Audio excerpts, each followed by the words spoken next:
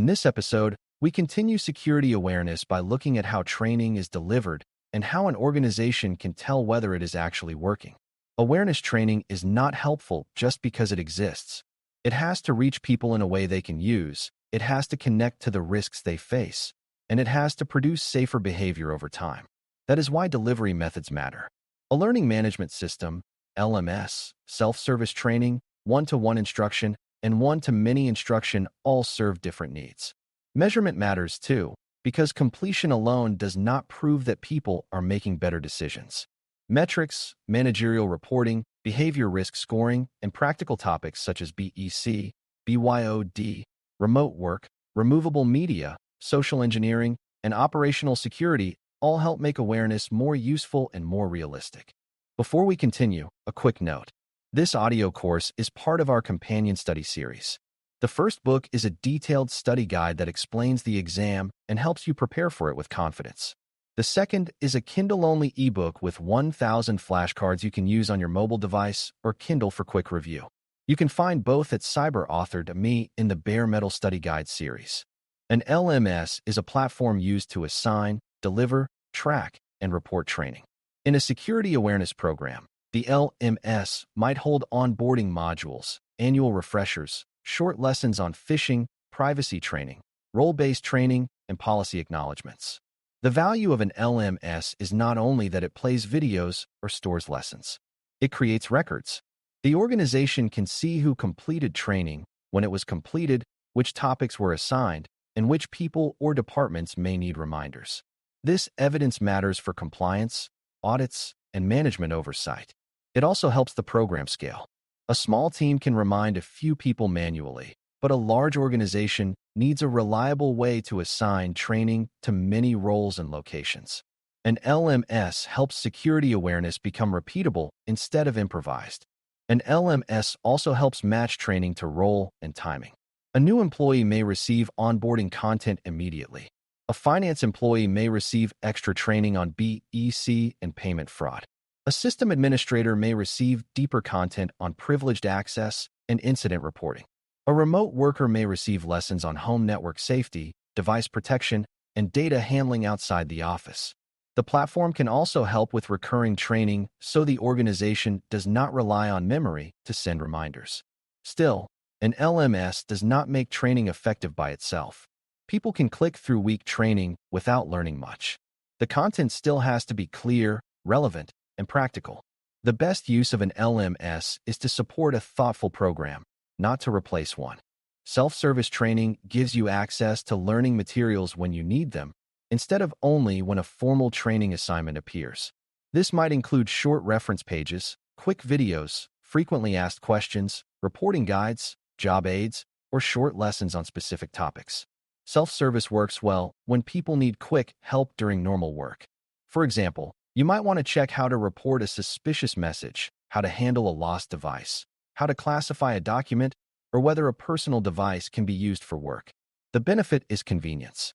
People are more likely to follow the right process when the answer is easy to find. Self-service training also supports people who want to review a topic without waiting for an annual course. It gives the awareness program a practical, on-demand side. One-to-one instruction is training delivered directly to one person. It can happen after a risky behavior, during coaching, when someone takes on a new responsibility, or when a person needs help understanding a specific requirement. This delivery method is personal and focused.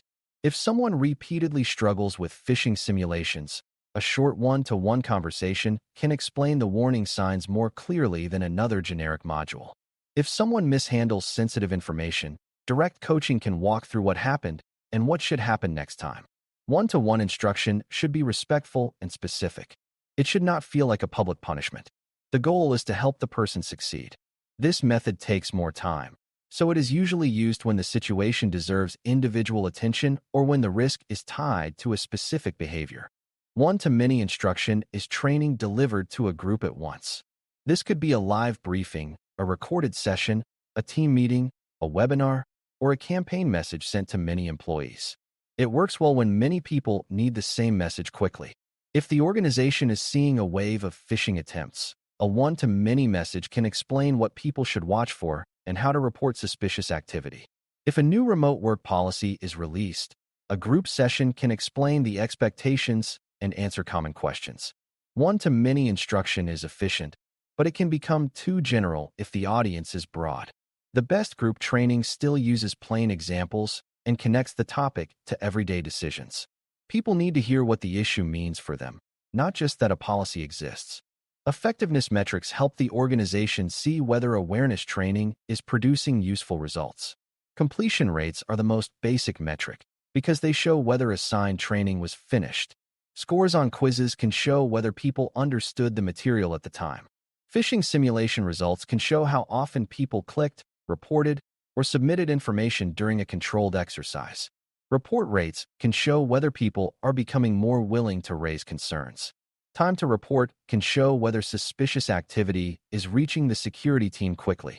Policy violation trends, lost device reporting, data handling errors, and help desk verification results can also provide insight.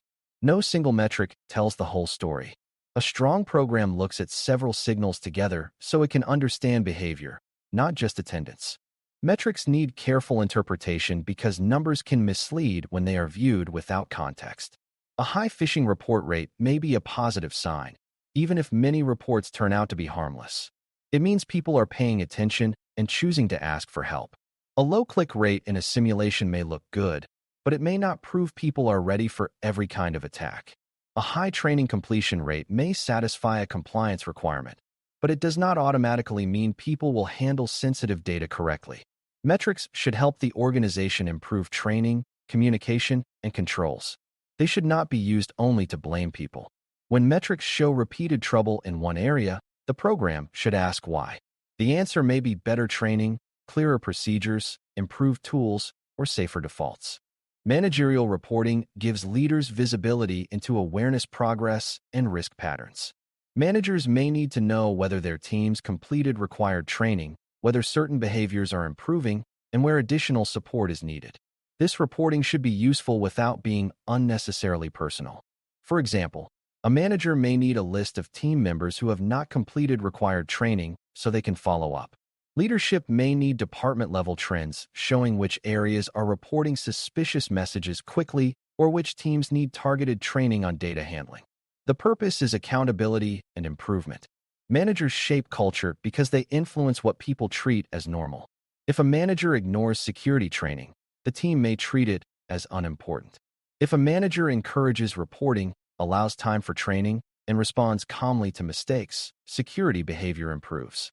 Behavior risk scoring is a way to estimate user or group risk based on security-related behaviors and signals. A score may consider training completion, phishing simulation results, policy violations, risky access patterns, repeated unsafe actions, or other indicators. The idea is to identify where extra support or controls may be needed. For example, someone who repeatedly fails phishing simulations and has access to sensitive financial systems may need targeted coaching and stronger account protections. A department with frequent data handling mistakes may need clearer guidance or better workflow design. Behavior risk scoring should be used carefully because it can affect trust. People should not feel that every mistake permanently labels them. A good scoring approach should be transparent enough to support improvement, fair enough to avoid overreaction, and connected to practical risk reduction. Social engineering is one of the most important awareness topics because it targets human trust rather than only technical weakness.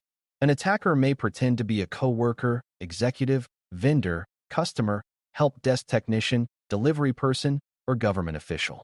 The attacker may use urgency, fear, authority, curiosity, or helpfulness to push you into action before you think carefully. Social engineering can happen through email, phone calls, text messages, chat platforms, video calls, social media, or in person. Awareness training helps you recognize pressure tactics and unusual requests. It also helps you know when to verify through a trusted channel. The goal is not to make you suspicious of everyone. The goal is to help you pause when a request involves money, credentials, sensitive data, access changes, secrecy, or a process that seems to bypass normal controls. BEC is a specific form of social engineering that usually targets business processes involving money, accounts, invoices, payroll, or sensitive information. An attacker may impersonate an executive and ask for an urgent payment. They may pretend to be a vendor and send new banking details. They may compromise a real email account and use it to send believable requests. BEC can be dangerous because the messages may not include obvious malware or suspicious attachments. The attack works by manipulating trust and business routine. Awareness training should teach you to slow down when payment instructions change, when urgency is unusual, when a request asks for secrecy, or when a message bypasses normal approval. Verification procedures are critical.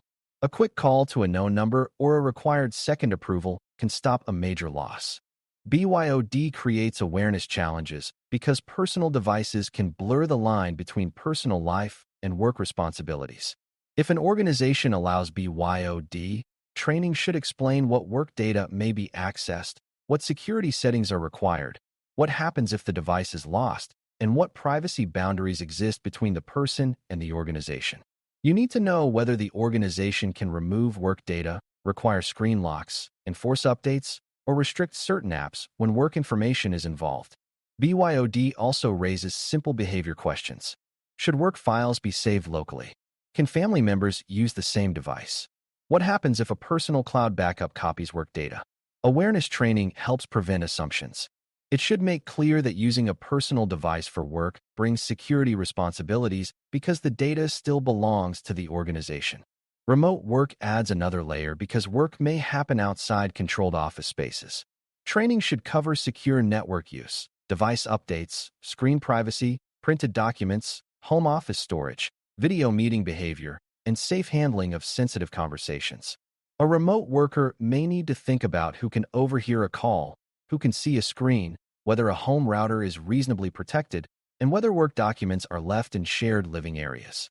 Virtual Private Network, VPN, use may be part of the organization's remote access approach, but awareness should focus on the behavior expected from you, not on technical configuration. Remote work also makes reporting important. If a device is lost, a personal device is compromised, or a suspicious login prompt appears, quick reporting gives the organization a chance to reduce damage. Removable media and operational security are closely connected to awareness because small choices can expose large amounts of information. Removable media includes items such as universal serial bus, USB, drives, external hard drives, memory cards, and other portable storage. These devices can be lost, stolen, infected, or used to move data outside approved locations. Training should explain whether removable media is allowed, when encryption is required, how devices should be scanned or approved, and how sensitive data should be transferred safely. Operational security is the habit of protecting useful information about how the organization works. That can include schedules, system details, travel plans, internal processes, project names, security tools, and employee roles. Attackers can piece together small details from many places. Awareness helps you avoid giving away information that makes their job easier. The main idea to carry forward is that awareness, delivery, and measurement are what turn training into a living program. An LMS helps assign, track, and report training at scale. Self-service resources give you help when you need a quick answer. One-to-one instruction supports personal coaching, while one-to-many instruction spreads important messages quickly. Metrics, managerial reporting, and behavior risk scoring help the organization see whether awareness is changing behavior and where more support is needed. Topics such as social engineering, BEC, BYOD, remote work, removable media, and operational security show why awareness has to stay practical. For Security Plus SY0801, remember that effective awareness is not measured only by course completion. It is measured by safer decisions, faster reporting, better habits, and fewer preventable mistakes. Thanks for listening. For more audio courses, daily newsletters, and more, please visit baremetalcyber.com.